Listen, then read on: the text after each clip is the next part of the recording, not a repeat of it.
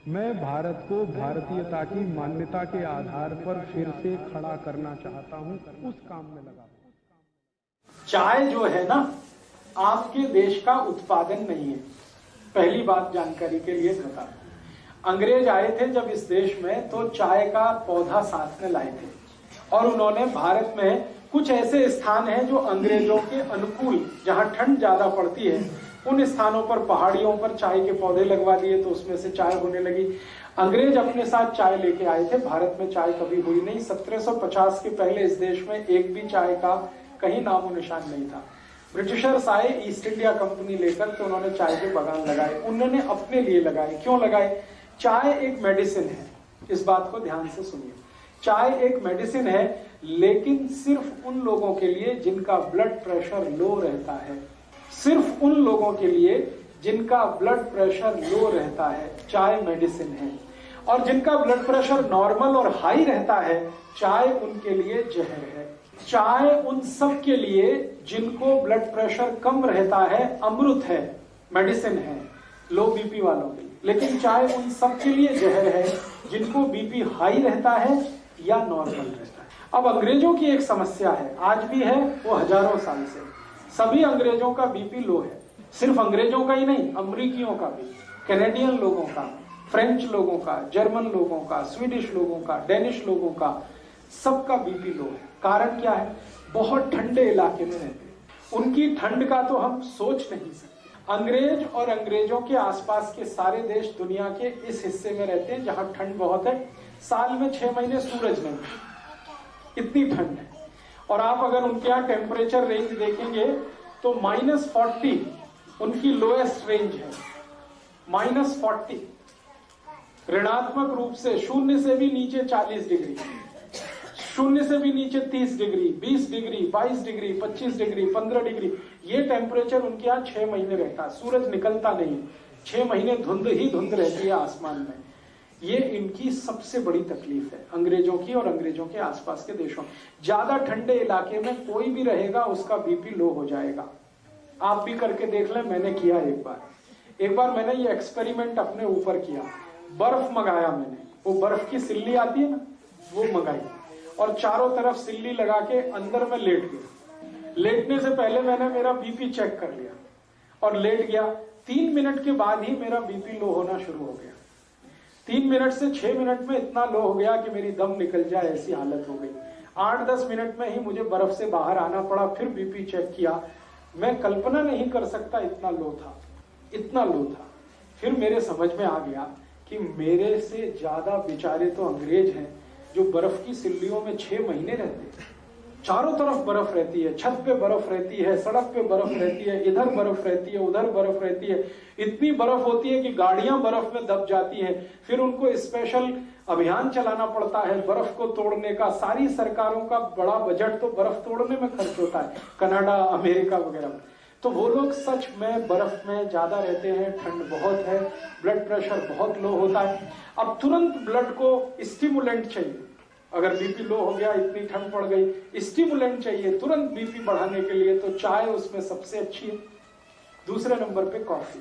तो चाय और कॉफी उन सबके लिए बहुत अच्छी है जो ठंड वाले इलाके में रहते हैं। और भारत के ऐसे कई इलाके हैं जहां बहुत ठंड पड़ती है। अगर मैं जम्मू कश्मीर में जाकर ये व्याख्यान दूंगा तो लोगों से कहूंगा चाय पियो, कॉफी भी पियो, क्योंकि उनके लिए वो मेडिसिन है। आपको अगर मैं लेक्चर करूंगा तो आपको बोलूंगा आप मत पियो, क्योंकि आप इतने बर्फ वाले इलाके में नहीं रहते। आपके यहाँ थोड़ी ठंडी है, वो भी साल में 10-15 दिन की है। वो 10-15 दिन तब होते हैं जब कोहरा बहुत पड़ता है, हाथ पैर आपके गलने लगते हैं, टेम्परेचर -0 या 0 के नीचे आ जाता है। तब आपके यहाँ शायद 2-4 दिन, 5 दिन ऐसे आते हैं कि आप चाय P low, coffee P low, क्योंकि उस समय बीपी बहुत लो है। लेकिन पूरे साल चाय पीना और every time is T time, ये सबसे खतरनाक है। सुबह उठते ही चाय पीना, कई लोग तो कहते हैं चाय नहीं पिएंगे तब तो पॉटी भी नहीं कर सकते। ये तो बहुत खतरनाक है, ये तो बहुत खराब। इसलिए उठते ही चाय पीने का अगर आपकी आदत है तो इसको बदलिए, नहीं तो क्या होगा मैं आपको बताता हूं। अगर लो बीपी आपको नहीं है और ब्लड प्रेशर नॉर्मल है, चाय पीना आप जारी रखते हैं, धीरे धीरे हाई होना शुरू होगा। और वो हाई होते होते फिर आपको गोलियों तक लेके जाएगा। फिर डॉक्टर कहेगा बीपी लो करने के लिए गोलियां खाओ, और जिंदगी भर चाय भी पियो, जिंदगी भर गोलियां भी खाओ। वो डॉक्टर ये नहीं कहेगा कि चाय छोड़ दो, वो कहेगा गोलियां खाओ, क्योंकि गोलियां बिकेंगी तो उसको भी कमीशन मिलने वाला है। तो आप या तो डिसाइड कर लो कि जिंदगी भर ब्लड प्रेशर की गोलियां खा के जिंदा रहना है तो चाय पीते रहिए, और अगर जो नहीं खानी है तो चाय पहले छोड़िए। दूसरी एक जानकारी और दूं कि आपका पेट बहुत अम्लीय होता है, आप जानते हैं, क्योंकि हम गर्म देश में रहने वाले लोगों का जो पेट है वो नॉर्मल एसिडिटी से थोड़ा ऊपर रहता है। ठंड वाले लोगों का नॉर्मल एसिडिटी से भी बहुत नीचे रहता है, माने उनका जो ब्लड है उसकी एसिडिटी अगर हम नापें यूरोप और अमेरिका के लोगों की और हमारे ब्लड की एसिडिटी नापें, दोनों में अंतर है। अगर हम पीएच स्केल को जानते हैं तो हमारा ब्लड जो है ना वो 7.5 के आसपास, 7.4, 7.3, कभी कभी 7.2, कभी 6.8 तक चला जाता है एसिडिटी में। लेकिन यूरोप और अमेरिका में तो +8 और 8 के आगे रहता है। तो उनका ब्लड जो है ना थोड़ा सा एल्कलाइन है यूरोपियन लोगों का, और चाय एसिडिक है। तो एल्कलाइन ब्लड को थोड़ा एसिडिक करने में चाय उनको मदद करती है, इसलिए उनके लिए वो मेडिसिन है। हमारा ब्लड पहले से ही थोड़ा एसिडिक है और पेट भी हमारा एसिडिक है, और हम चाय पी के और ज्यादा एसिडिक उसको बनाते हैं, और ज्यादा अम्लीय बनाते हैं, तो जीवन का सर्वनाश करती है। इसलिए चाय आपके लिए नहीं है। और मैं एक आखिरी जानकारी आपको दे दूं, भगवान ने जो चीजें आपके नजदीक में पैदा की हैं वही आपके खाने पीने के लिए अच्छी हैं। जो चीजें आपसे हजारों मील दूर पैदा होती हैं वो आपके लिए अच्छी नहीं। आपको खाने पीने को जितना लगता है वो सब 20 किलोमीटर के दायरे में होता है। आप पटियाला को केंद्र बनाकर 20 किलोमीटर का एक सरकमफ्रेंस बना दीजिए, आपकी जरूरत की हर चीज वहां होती है, वो आपके लिए सबसे अच्छी है। और हजारों मील दूर नीलगिरी की पहाड़ियों में जो चाय होती है या कर्नाटक के कुर्ग एरिया में जो कॉफी होती है वो आपके लिए मुफीद नहीं है, अनुकूल नहीं, क्योंकि हर वस्तु आबो हवा के हिसाब से होती है। जहां जिसकी जरूरत है वहीं वो चीज होती है। कुर्ग एरिया में कॉफी की बहुत जरूरत है क्योंकि लो बीपी है, तो वहां कॉफी होती है। पटियाला और आसपास में कॉफी का कितना भी प्लांटेशन करेंगे होगी नहीं, क्योंकि कॉफी की हमें जरूरत नहीं है। ये तो गड़बड़ी क्या हो गई कि ट्रांसपोर्टेशन के साधन इतने हो गए तो दुनिया में जहां भी जो कुछ होता है हम उसे हासिल कर लेते हैं, लेकिन वो शरीर के अनुकूल नहीं। अब एक और छोटी सी बात कि हमारे आसपास के जानवरों और पक्षियों को जरा ऑब्जर्व करें, वो चाय पीते हैं क्या? मैंने बहुत पिला के देखा है, नहीं पीते। कोई पक्षी चाय नहीं पीता, कोई पक्षी कॉफी नहीं पीता। मेरे घर का पालतू कुत्ता भी नहीं पीता, वो भी मुंह इधर उधर कर देता है। चाय रख दो इधर उधर करेगा, दूध रख दो फट से पी जाएगा, फट फट फट, 1 मिनट नहीं लगता। बिल्ली को पिला के देखा, कुत्ते को पिला के देखा, वो भी नहीं पीते, उनको भी इतना सेंस है। हम तो इतने सेंसलेस हो गए, अपने को समझते तो बहुत होशियार हैं कि हम बहुत इंटेलिजेंट। प्रॉब्लम हमारी इंटेलिजेंसी की नहीं है, सेंसलेस हो गए। तो आप थोड़े सेंस में वापस आइए, चाय कॉफी छोड़िए। फिर आप बोलेंगे कैसे छूटेगा? स्वामी जी का एक सूत्र बताता हूँ चाय छोड़ने का। स्वामी जी कहते हैं चाय पीकर जो नुकसान आपने किया है उसकी भरपाई भी हो जाएगी और चाय भी छूट जाएगी। चाय पीकर आपने किया, आपके ब्लड को एसिडिक बना लिया, अम्लीय बना लिया, अब इसको वापस आपको क्षारीय बनाना पड़ेगा। तो सबसे अच्छी चीज है अर्जुन छाल का पाउडर, उसका काढ़ा बना के पीजिए। चाय जिनको छोड़नी है, जो चाय छोड़ना चाहते हैं और जिन्होंने चाय पीकर नुकसान कर लिया अपने शरीर का, वो नुकसान फिर ठीक करना चाहते हैं, उसके लिए सबसे अच्छी आयुर्वेदिक दवा है अर्जुन छाल। आप जानते हैं अर्जुन छाल कहीं भी मिलती है, 35-40 रुपए किलो की है, बहुत सस्ती है। चाय तो 150 रुपए किलो है, ये तो 35-40 रुपए किलो है। स्वामी जी का यहाँ अगर केंद्र होगा, सेवा केंद्र, वहां से ले लीजिए। अर्जुन छाल का पाउडर मिलता है, उसको काढ़ा बनाइए। काढ़ा बनाना आप सब जानते हैं, पानी में डाल के उबाल दीजिए, थोड़ा उसमें चाहे तो शक्कर मिला दीजिए, गुड़ मिला दीजिए, बहुत अच्छा तैयार होता है। टेस्ट उसका चाय का ही जैसा है और रंग भी चाय के जैसा है। उसमें दूध भी डाल सकते हैं, गुड़ या चीनी जो भी डाल के, और उसको पी लीजिए लगातार।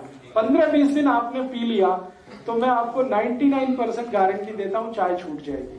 और चाय पीकर जितना नुकसान आपने कर लिया वो सारा नुकसान उससे कवर हो जाएगा। आपके ब्लड में एसिडिटी कम कर देगा और आपके ब्लड को एल्कलाइन कर देगा। और मजे की बात यह है कि ब्लड की एसिडिटी बढ़ते ही कोलेस्ट्रॉल, ट्राइग्लिसराइड, ये सब बढ़ने लगते हैं, और ब्लड की एसिडिटी घटते ही कोलेस्ट्रॉल और ट्राइग्लिसराइड सब घटने लगते हैं।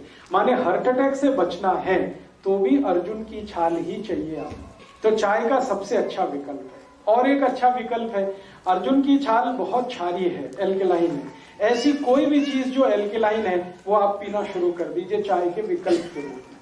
जैसे जीरा है ना, जीरा बहुत एल्केलाइन है, जीरे का काढ़ा बनाइए। जीरे का काढ़ा कैसे बनता है? जीरा पानी में डालिए, उबालिए, थोड़ा गुड़ मिला दीजिए और थोड़ा उसमें पुदीने का पत्ते का चटनी वटनी मिला दीजिए, ये बहुत एल्केलाइन हो जाता है। फिर इसको पी लीजिए चाय की तरह से।